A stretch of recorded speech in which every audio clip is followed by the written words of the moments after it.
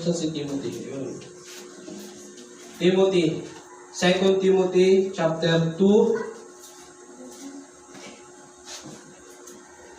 verse 15. Ayan. Okay, so ang pag-aaralan natin ngayon sa umagang ito ay yung word na study. No? Study or pag-aaral. Alam nyo, napakahalaga ang pag-aaral. Diba? Nakita nyo na? Okay, say amen po kung nakita na natin. Amen. 2 Timothy chapter 2 verse 15. Okay, sabay-sabay po natin basahin, no? Ready? Go. Study to show thyself approved unto God, a workman that needeth not to be ashamed, rightly dividing the word of truth. Tayo po'y manalangin. Tayo pong lahat ay pumikit. At sandaling manalangin, tahimik pong lahat. Okay? Okay, let's pray. Tayo manalangin. Pasalamat tayo sa Panginoon sa umagang ito. Ay manalangin. Manaming Diyos na makapangyarihan sa lahat, kami po ay nagpapasalamat sa oras na ito. Salamat Panginoon na kami po ay muling nakarating dito sa inyong bahay-sambahan. Ang dahilan ay para purihin ka namin sa Espiritu at sa katotohanan. Salamat Panginoon sa inyong kabutihan sa aming buhay. Salamat Panginoon na kami po ay umabot pa sa panahong ito Panginoon. Maraming tao ang hindi na nakaabot sa mga araw na ito. Pero salamat Lord sa inyong kabutihan dahil isa po kami sa nakaabot sa panahong ito at binigyan niyo pa po ng pagkakataon na makapaglingkod sa inyo. Pagpalain niyo po Panginoon ang aming pong pagsamba sa inyo. Nawa ito po ay maging karapat-dapat sa inyong harapan at patawad din po sa lahat ng aming pagkukulang at pagkakasala sa inyong pong harapan. Dalangin po namin ang Diyos, Banal na Espiritu po ang mag-guide sa amin at magpaunawa at magpaalala patungkol po sa inyong salita. Maraming salamat po sa pangalan ni Jesus. Amen. Amen. Okay, maaari na pong maupo ang bawat isa. Okay, sige. So, dito sa ating binasa, pag-aaralan natin sa umagang ito ay yung study. Diba? Pag-aaral. Sino ba sa atin nag-aaral? Lahat tayo, di ba? Nag-aaral. At yung iba sa atin ay malapit na magtapos. Diba? Sinong elementary dito? Elementary? Sinong high school? Sinong college? Diba? Sinong tapos na? Lahat tayo dumaan sa proseso ng pag-aaral. Tama? So dito, sa umagang ito, ang pag-aaralan natin ay hindi yung subject sa school. Diba? Alam nyo, mahalaga ang pag-aaral. Amen? Mahalaga ang pag-aaral. Kasi pag nag-aral ka, ano bang epekto kapag ikaw nag-aral? Magkakaroon tayo ng kaalaman. Tama? Tignan nyo yung mga nag-aaral. Sila yung mas maraming alam. Tama? Sila yung mas maraming alam sa buhay kasi pinag-aralan. Di ba? Kaya ganyan kahalaga kung bakit ang isang tao or ang isang estudyante ay nag-aaral. At ang pag-aaral ay proseso yan. Tama? Hindi grade 1 ka tapos ang aaralin mo first year college. Hindi gano'n, di ba? Grade 1 ka tapos grade 2 agad. Hindi. Kailangan, ang pag-aaral ay level by level. Tama? Kung ano yung pag-aaralan mo sa grade 1, grade 1. Tama? Yung buong grade 1. Ano ba yung pinag-aaralan sa grade 1? 1 plus 1? Tama? 1 plus 1, 2 plus 2. Magulat ka kung first year college ka na, 1 plus 1 pa rin tinuturo sa inyo. Diba? Kaya nga, kapag ang isang estudyante hindi nag-i-improve sa pag-aaral, anong mangyayari? Diba siya? Malilate siya sa pag-aaral, tapos hindi makakapasa sa exam. Kaya yung iba nag-back subject, tama ba? Yung iba may back subject. Bakit? Kasi hindi sila nag-improve. Kaya nga meron tinatawag na mga examination, di ba? May exam. Kasi doon malalaman kung ang estudyante ba talaga ay nag-aaral, di ba? Pero madali na lang ngayon eh. Pag online, dali lang, kopyahan. Online, no? Pag nag-exam, nandito lang yung sagot sa gilid, no? Kopyahin na, di ba? Ganyan yung online ngayon eh, no? Pero yung ibang teacher matalino, yung exam nila, recitation, di ba? Yung exam, paliwanag talaga. Kaya walang takas talaga yung estudyante. Di ba? Kaya ang point natin doon, napakahalaga ng pag-aaral. Tama? Lahat sa atin dumaan sa pag-aaral talaga. Lahat. Kaya nga, dahil sa pag-aaral, may mga na-invento eh. Di ba? O, itong ano natin, ilaw. Sino nag-invento niyan? Ng ano, di ba mayroong fluorescent? Sino nag-invento ng fluorescent? Nakalimutan na, no? Di ba? Dahil kasi sa pag-aaral nila, di ba? At yung habang pinag-aaralan nila yon, hindi yung isang aralan lang, tapos invento agad, di ba? Meron ding tinatawag na trial and error, di ba? Aralin nila yan, tapos susubukin, inventuhin, hanggang sa medyo may kulang, hanggang sa improve nila, dala-dala ng pag-aaral, di ba? Sino nag-invento ng fluorescent? Si Agapito Flores. Naalala niya? Si Agapito Flores. Kaya ngayon meron tayong mga fluorescent, mga ilaw, napakahalaga niya, di ba? Sipin nyo kung walang nag-invento nun, wala tayong ilaw. Siguro hanggang ngayon, lampara tayo, di ba? Hanggang ngayon, sunog yung kilay natin. Di ba? Eh sabi nila, nagsusunog ng kilay. Doon kasi nakuha yun eh, na ang isang estudyante na masipag mag-aral. Dati kasi, yung history na nagsusunog yung kilay, pag nag-aral sila, lampara kasi dati, di ba? Kandila, ilaw. Kaya yung estudyante habang nagsusulat, nandito yung yun daw yung history nun eh. Nandito yung kandila. Kaya pag yumuyo ko yung estudyante na nasusunog yung kilay. Ewan ko kung totoo yun, pero yun daw yung sinabi nila. Kaya na po yung term na nagsusunog ng kilay. Ibig sabihin, masipag talaga mag-aral. Pero ngayon iba na. Di ba? May ilaw na tayo eh. Di ba? Kaya napakahalaga nung pag-aaral. Ngayon, mas maraming inventor eh. No? Maraming inventor. At bago nila na-invento yung isang bagay, pinag-aaralan nila. Kaya tayo, ano bang gusto mo sa buhay? Bago mo maabot yan, pinag-aaralan yan, tama? Ano bang pangarap mo? Kung pangarap mo maging doktor, halimbawa, ilang years ba ang doktor? 10 years. Ang tagal, no? Ang tagal na tumanda ka na lang. Nag-aaral ka pa rin, di ba? 10 years. Di naman first year pa lang, doktor ka na. Hindi talagang pinagtapos. May exam pa yan, di ba? May board exam pa yan. Ano mang pangarap mo sa buhay, dumadaan niya sa pag-aaral. Hindi mo sabi, ako gusto ko maging engineer. Kinabukasan, engineer ka na agad. Hindi. Dadaan muna yan. 5 years ang engineer eh. Tapos lalo na yung abogado, di ba? Ilang years din? 10 years din yata. Ha? 10 years din. Ang tagal. Di ba? Kailangan talaga ng pag-aaral. Okay? Kung dito sa secular, kailangan ng pag-aaral. Di ba? Pag sinabing secular, ito yung sa school. Ba? Yun ang pag-aaral. Napakahalaga niya. So ngayon, sa umagang ito, hindi naman natin pag-aaralan yun sa secular kasi alam ko araw-araw yung pinag-aaralan yun eh. Halos araw. Kaya nga may mga module eh, di ba? Kasi yun yung nag-aaral tayo. Ngayon, ang pag-aaralan natin, syempre, dahil tayo ay nasa spiritual ngayon. Nandito tayo sa church.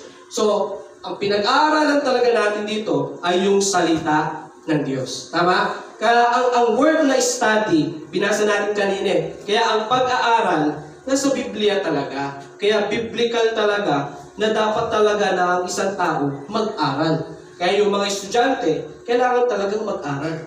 Pag hindi nag-aral, ano mangyari? Pag nag-exam, no? Pag nag-quiz, mapukya, no? Zero, mababa. Kasi hindi nag-aral, di ba? Ngayon, ang pag-aaralan natin, nasa Biblia. Kaya nga sabi natin dito kanina sa 2 Timothy, tingnan natin. 2 Timothy chapter 2, verse 15, sabi dyan, study. Yung unang word na study, mag-aral. Ngayon, anong pag-aaralan natin? Siyempre, yung hawak nyo ngayon, yung salita ng Diyos. Alam nyo, maganda naman na maging matalino tayo sa mga secular na bagay. Kung matalino ka sa science, sa math, sino matalino dito sa math?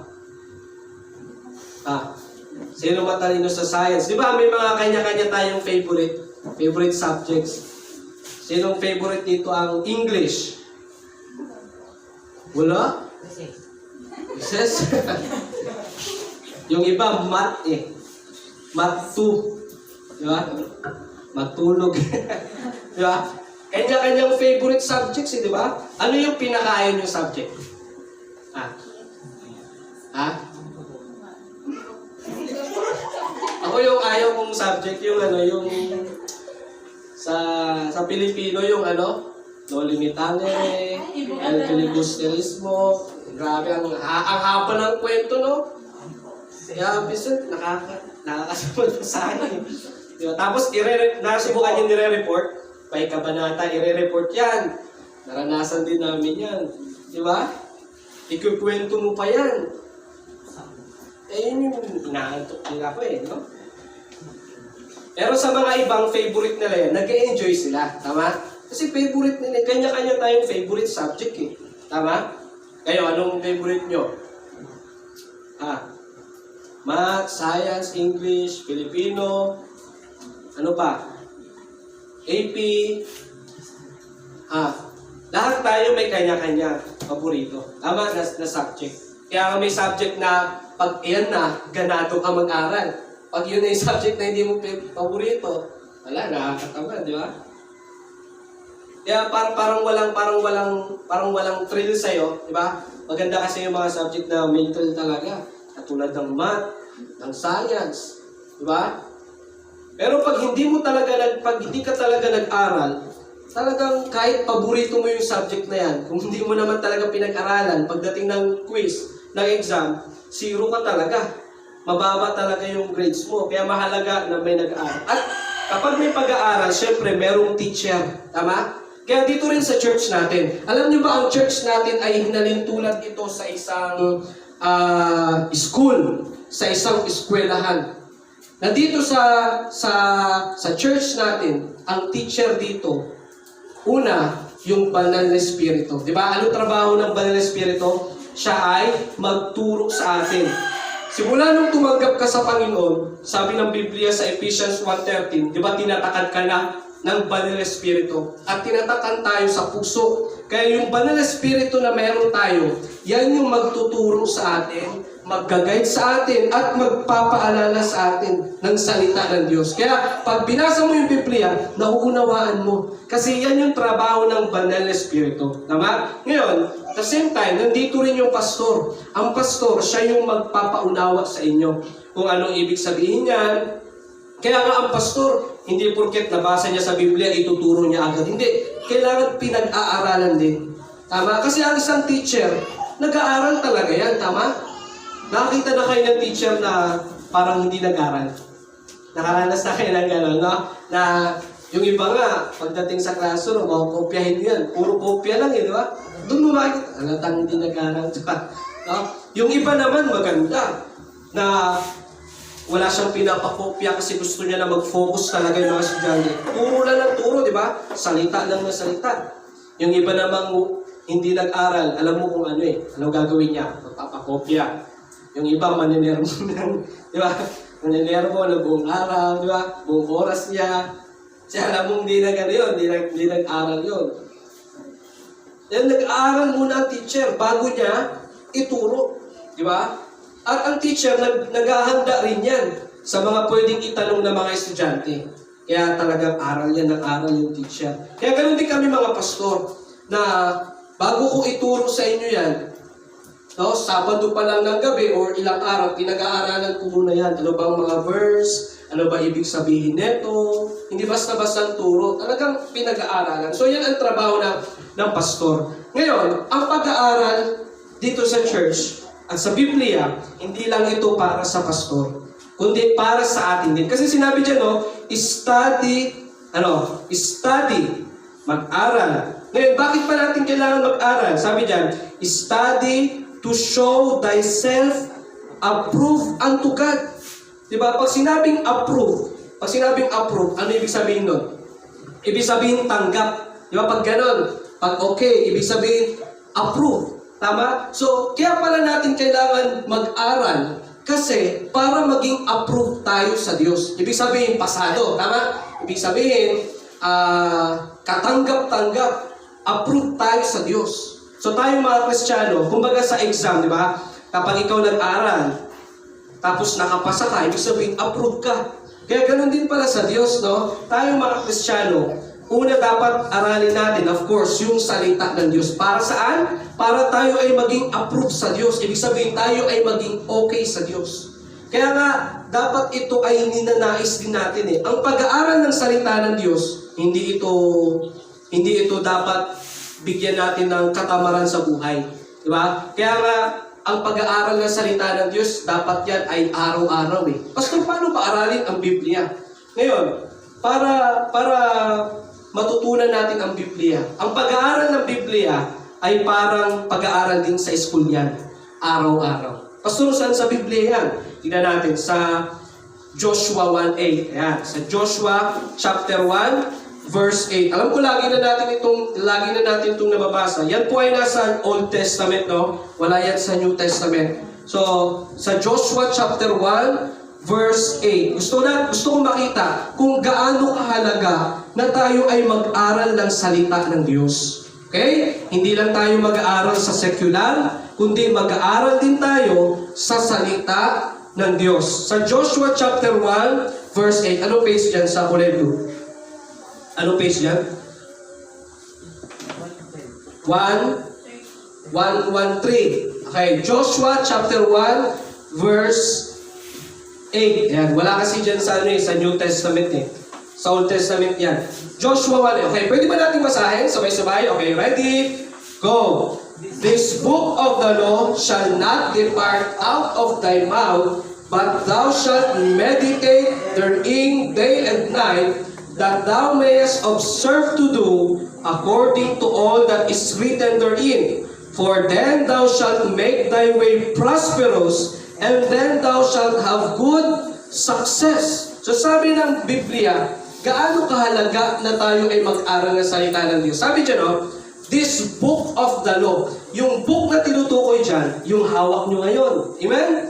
Yung salita ng Diyos. Yung Biblia. Sabi dyan, shall not depart out of thy mouth. So, ang salita ng Diyos, yung hawak natin ngayon na libro na yan, sabi dyan, kailangan hindi humiwalay sa ating bibig. Shall not depart out of thy mouth. Paano yung pastor? Ibig sabihin, lagi nakadikit sa bibig ko? Hindi. Ibig sabihin, laging binabasa. Amen? Sabi dyan, shall not depart out of thy mouth. Ibig sabihin, dapat laging pinabasa. Tapos sabi dyan, tingnan nyo, but thou shalt meditate therein day and night. So, ang pag-aaral ng salita ng Diyos, sabi dyan, but thou shalt meditate. Pag sinabing meditate, ibig sabihin, himay-himayin o pagbulay-bulayan. Tama? Kumbaga, pag kumain ka ng pagkain, tapos may isda, no? Halimbawa, bangus. Diba? Pag kumain kayo ng bangus, matinik yan, tama? So, anong gagawin mo? Pag kumain ka ng bangus, kain na lang pa agad, no? Nakita ka ng bangus, oh, sarap naman. Pero na agad, hindi. Dapat, sarap naman. Pero kahit na gusto mong kainin ng buo lahat, kailangan mo pa rin himayin. Yung sinasabi ng Biblia na meditate, ibig sabihin pagbulay-bulayan. Kaya nga, himay-himayin mo yung isda, aalisin mo yung tinik. Lalo na sa mga bata, di ba? Kailangan, bago mo isubo sa kanila, himay-himayin mo talaga. Tama? At tapos yung kailangan kainin, yung kakainin. Sabi niya, meditate. Yun yung tinatawag na meditation. Paghimay-himay, pagbulay-bulayan. Ibig sabihin, talagang yung focus mo nandun. Diba? Alam niyo sa pag-aaral, napakahalaga ng focus. Tama? Kapag ang isang estudyante hindi nakafocus sa kanyang pag-aaral, anong mangyayari? Anong mangyayari? Sa tingin niyo makakapasa siya? Sa tingin niyo makakasunod siya sa lesson? Diba? Kaya nga pag ikaw, di ba, pag hindi ka nakafocus, nasubukan nyo na nakatingin sa teacher, pero ang layo ng isip nyo. Di ba? Nakatingin sa blackboard. Okay, class, ito yung ating topic. Halimbawa sa math, nagsusolve yung teacher. Nakatingin ka, pero iba yung layo yung mo. Nakatingin ka sa blackboard, yung isip mo nasa SM. Ang lalayo, di ba? Kaya pag tinanong ka, okay, Juan, anong sagot dito? I-solve mo nga yun ang nakakakaba, no? Pag isosolve sa harap, Diba? Pag hindi ka nakafocus doon, hindi mo masusundan. Tama? Yung pagsosolve, yung lesson. Kaya pag tinanong ka, wala kang masagot. Diba? Kasi hindi tayo nakafocus. Kaya yun sinasabing meditate. Alam nyo, napakahalaga ng focus. Focus sa pag-aaral. Kaya nga meron tinatawag tayong di ba? Yung tinuro ko sa inyo, yung 4 factors in life. Di ba? Yung mga dapat unahin natin at yung uunahin natin, hindi dapat ito magkabali-baliktad. 4 na F yun, di ba? Ano kayong number 1? Okay. Number 1 is to fear God. Okay? Ito yung 4 na bagay na hindi mo pwedeng mabalik-baliktad. Kasi pag nabaliktad mo yan, masisira ang buhay mo. Okay, number 1 is to fear God. Lahat tayo, kailangan una merong takot tayo sa Diyos. Ano nga ibig sabihin ng fear? Fear God. Ibig sabihin, sabi ng Biblia sa Proverbs, the fear of the Lord is to hate evil. Ang isang taong may takot sa Diyos, galit yan sa masama. Ibig sabihin, yan yung tao na umiiwas sa masama. Kasi, may takot ka sa Diyos Pag may takot ka sa Diyos, ibig sabihin, iiwasan mo talaga kung anong masama. Halimbawa, may gagawin ka, may pumasok sa isip mo na masama. Pero gusto mong gawin. Ngayon, kung may takot ka sa Diyos, maaalala mo ang Diyos at iiwasan, sisikapin mo na iwasan talaga yan. Kasi, alam mong mali. Amen? Alam nating mali. Fear God, takot sa Diyos. Kaya tayo dapat lagi tayong may takot sa Diyos. Pastor, paano mo malalaman na yung tao may takot sa Diyos? Kapag ang isang Kristiyano sumusunod sa utos ng Diyos, ibig sabihin, may takot yan sa Diyos. Ayan, yung pagpunta nyo dito sa church, pagsunod yan sa utos ng Diyos. So, pagpapatunay lang yan na may takot tayo sa Diyos. Amen? Kasi pagsunod yan sa utos ng Diyos. Okay? May takot sa Diyos. Fear God. Kaya bawat isa sa atin kailangan merong takot sa Diyos.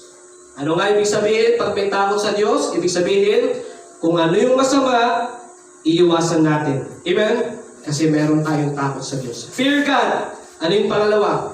4 factors in life to Number 1 is to fear God. Number 2 is finish your course. Basta tayong mga estudyante, di ba? Una, dapat may takot sa Diyos.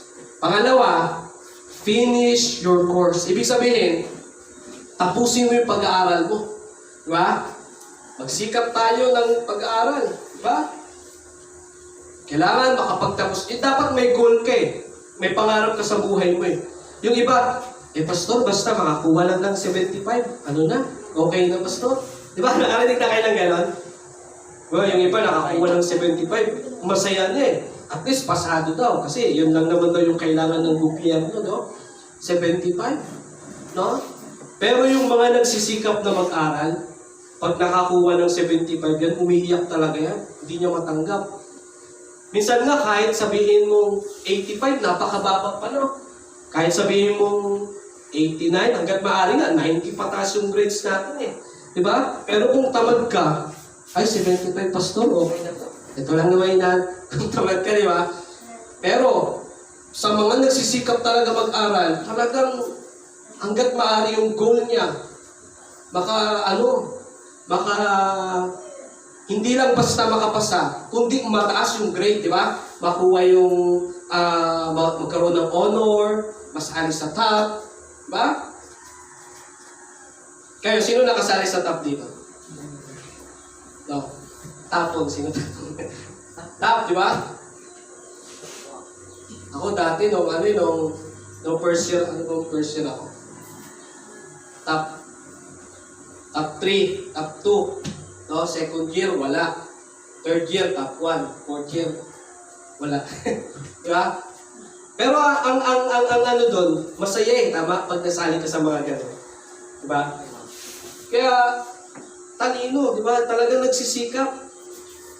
Finish your course. Kaya tayo mga estudyante, kung ano yung tinatahak mo ngayon, nag-aaral ka, magsikap ka dyan. Magsikap kang matuto. Tama? Kaya, alam nyo minsan, lalo na sa estudyante, hindi naman natin maiwasan na minsan mandaya. No? Lalo na pag-quiz, lalo na pag-exam. Pero, tandaan natin, no? Kasi pag nandaya tayo, Aanihin kasi natin yan eh. Tama? Kung anong tinanim, yun ang aanihin. Di ba? Kaya tayo, kailangan magsikap din tayong mag-aral. Tama? Hindi porket na online tayo. Tapos, ay, pwede ako mangopya. Kasi online naman. Kung maganda yung sinasabi ng teacher, di ba? Honesty is the best policy. Di ba? Kahit na minsan parang gusto mo mandaya, pero kailangan honest ka pa rin. Tama? Kasi ang Diyos nakatingin eh. Tama? Hindi ka man nakikita ng teacher mo. Nandun ang Diyos. Ay, kung anak ko, nangopya na naman. No? Diba? Sa pag-aaral, kailangan yung honesty. Kaya sa ating mga estudyante, magsikap tayo makapagtapos ng pag-aaral.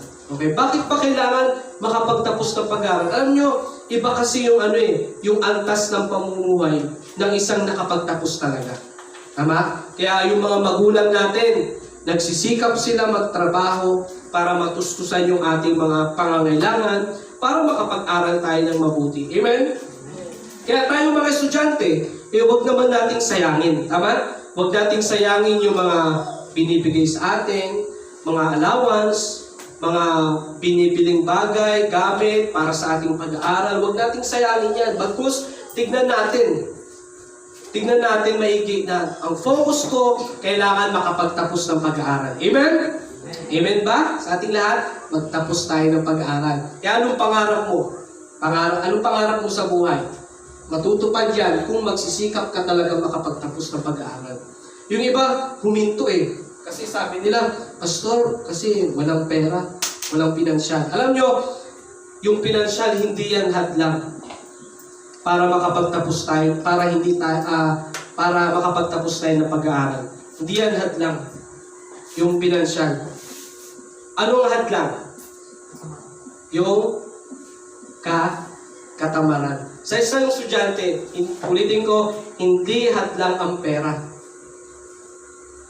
Ang hadlang sa atin yung katamaran.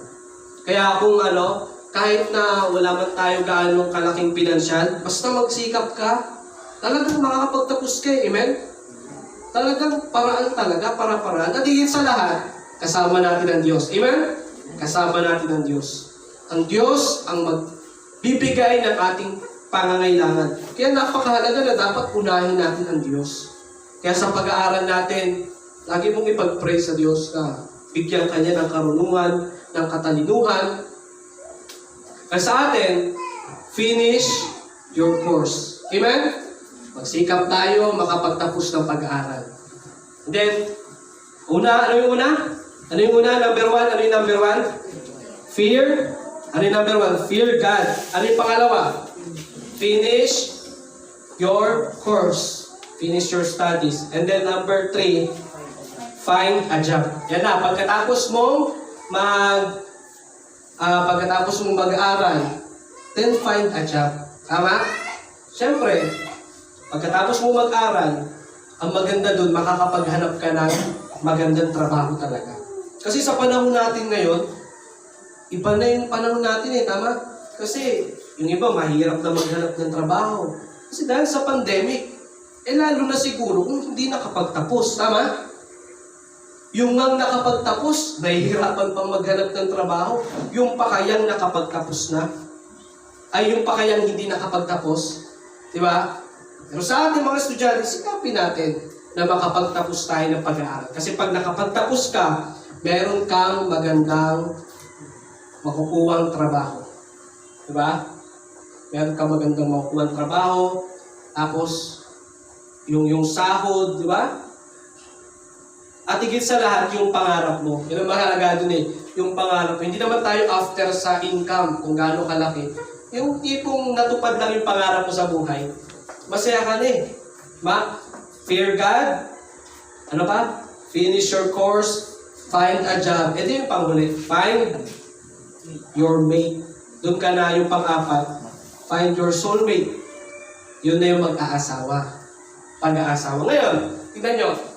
Subukan yung pagbalik-balik rin yung 4. No? Yung fear God, hinuli mo. Inuna mo yung finish your course. Halimbawa, finish your course, inuna mo. Then pagkatapos ng, habang nag-aaral ka, bigla mong siningit yung find your soulmate. No, habang nag-aaral, kaya may mga estudyante, no, na habang first day of class, sino kaya yung mga chicks dito, no? Ganun yung first day of school eh. Kaya yung iba, ano pa lang, bata pa lang. Karoon na ng boyfriend, girlfriend. Hindi na nakapag-focus sa pag-aaral, tama? Hanggang sa, wala na, hindi nakapagtapos. Maagang nabuntis. Maagang nagkaroon ng pamilya. Hindi niya na natupad yung finish your course. Tama? Kasi inuna niya yung find a mate. Di ba? Ngayon, pag inuna mo yung find a mate, mahihirapan ka sa finish your course. Tama? At mahihirap, dahil hindi ka nakapagtapos, mahihirapan ka rin sa find a job. Tama? Kasi inuna mo eh. Bata ka pa lang, inuna mo na yung find a mate. Then, dahil find a mate, hindi ka na makapag-focus sa pag-aaral. Bakit? Wala na, may baby ka na. Ang susunod niyan, oobligahin ka na talaga na kailangan may trabaho ka kasi kailangan mong suportahan yung pamilya mo. Tama? Susuportahan mo yun kasi may pamilya ka na eh. Kaya ang mangyayari, kahit anong trabaho papasukin mo. Bakit? Hindi ka naman nakapagtapos ng pag-aaral eh. Tama? Ganun ang mangyayari. Pero, hindi masama yung trabaho. Lahat ng trabaho marangal. Pero, iba kasi yung advantage ng nakapagtapos talaga. Tama? Iba yun. Pero, lahat ng trabaho, marangal yan. Amen? Marangal yan. Sa atin, nag-find your soulmate, tapos biglang nahihirapan na sa find a job. And then, nahihirapan na rin sa finish your course. Hindi na makakapagtapos. Pag binabaliktad-baliktad mo yan, tama? Kaya hindi mo pwedeng baliktarin yun. Kailangan talaga, fear God. Ibig sabihin, maglingkod tayo sa Panginoon. Kaya tayong lahat, lalo na sa ating mga estudyante, habang nag-aaral kayo, dapat talaga maglingkod sa Diyos. Huwag niyong gawing excuse na, Pastor, hindi ako makapunta sa church. Bakit? Kasi hindi pa tapos yung module ko. Pastor, kasi busy sa pag-aaral. Huwag niyong gagawing excuse yung pag-aaral sa oras na sa Panginoon. Kasi alam niyo ganito, sino ang dahilan bakit tayo nakakapag-aral? Ang Diyos. Sino ang dahilan kung bakit nasasagutan natin yung mga exam? Ang Diyos. Sino ang dahilan kung bakit nabibigay yung pangangailangan natin? Ang Diyos. Lahat ang Diyos. Sino ang dahilan bakit tayo nakakapag-aral? Ang Diyos. Ang Diyos lahat. Kaya, nakakahiya sa Diyos kung magkakaroon tayo ng excuse. Gagawin natin excuse yung pag-aaral para hindi tayo makasamba sa Diyos. Ang pagsamba sa Diyos, ilang oras lang ba? Di ba? Sabihin na natin ngayong umaga, ipagpalagay natin 2 hours. Pagpalagay natin, or 1.5 hour. Di ba? Ang binigay sa atin ng Diyos, di ba meron tayong 7 days? Ang binigay sa atin ng Diyos from Monday to Saturday. Tama? Monday to Saturday. Ngayon, sa Monday to Saturday na yan, gawin mo lahat, magtrabaho ka, gawin mo lahat ng gawain na kailangan mong gawin, and then yung linggo, yun na yung para sa Panginoon. Actually, pag sinabing ang Lord's Day, pag sinabing linggo, Lord's Day, ibig sabihin, pag sinabing day, ibig sabihin 24 hours yan, tama? Actually, yung Lord's Day nga, yung araw na para sa Panginoon, hindi natin ito nabibigay ng buong araw talaga, tama? Kasi yung araw, 24 hours yan, tama? Pag pumupunta tayo sa church, ilang oras lang? 1.5 hour lang, tama? Kaya, hindi po magandang excuse yung pag-aaral natin para hindi tayo makapaglingkod sa Diyos. Amen? Kasi isipin lang natin, ang Diyos ang dahilan kung bakit tayo nakakapag-aral. Tama po ba? Amen? Ang Diyos ang dahilan. Ngayon, Pastor, paano pag yung oras ng online ay alas 9 talaga? Alas 9 or alas 10, masasagasaan talaga. Diba? Ganito yan. Kung masasagasaan yung oras na para sa Panginoon, meron pa naman tayong hapon. Diba? Pwede doon ka pumunta. Anong oras yung hapon natin? Alas 4, yung service natin ng hapon. Diba? Kung masasagasaan yung umaga, meron tayong hapon. Pastor, masasagasaan din yung hapon. Meron pa tayong Wednesday. Meron pa tayong Friday. Pastor, masasagasaan lahat. Wala na. Di ba? Nagkasala ka na sa Diyos. Kasi hindi magandang excuse. Tama? Lagi mo lang isipin, ang Diyos ang dahilan. Di ba? Siya ang dahilan bakit tayo nakakapag-aral. Kaya nakakahiya sa Diyos kung hindi natin siya bibigyan ng time. Huwag natin gawing excuse yung pag-aaral natin. Amen? Ako, nasubukan yung ginagawa nyo, nag-aaral, nasubukan ko rin po yan. Nag-aaral ako sa engineering, doon sa BSU, Bulacan State University. Naranasan ko rin pumasok ng, face-to-face pa yun naranasan ko rin pumasok, naranasan din namin magkaroon ng schedule na linggo. Linggo talaga. Tapos yung linggo na yun, oras talaga na para sa simba. Alam niyo ginawa ko? Hindi ako pumasok. Ang ginawa ko, nag-aral ako kasi sa college, hindi naman mahalaga yung attendance tama?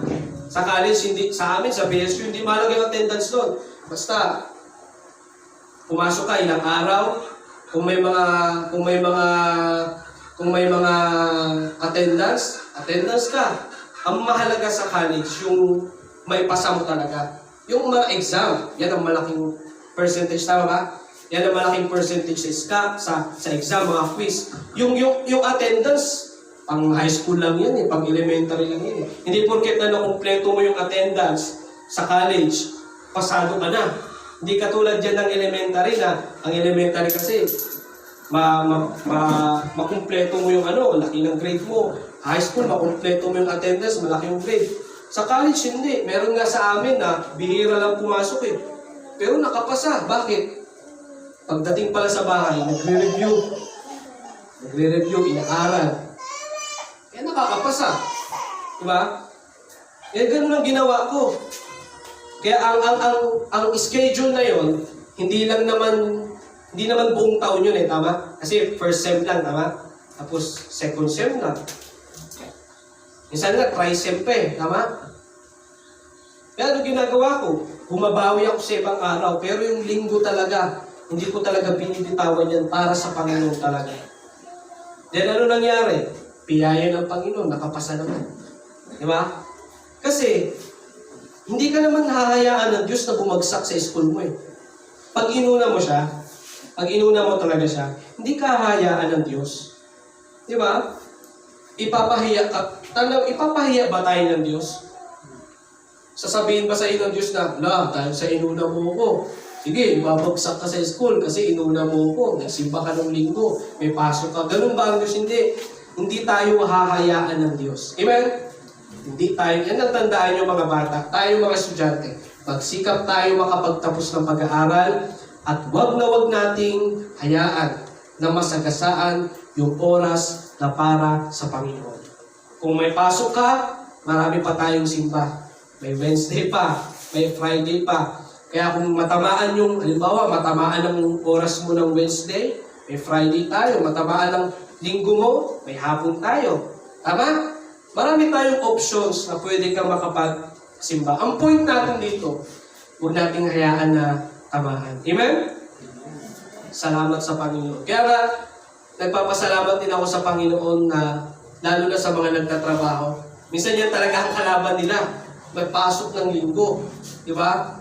Kaya ang doon naman sa Bulacan, ang advice ng pastor doon, huwag kang kukuha ng trabaho na may pasok ng linggo.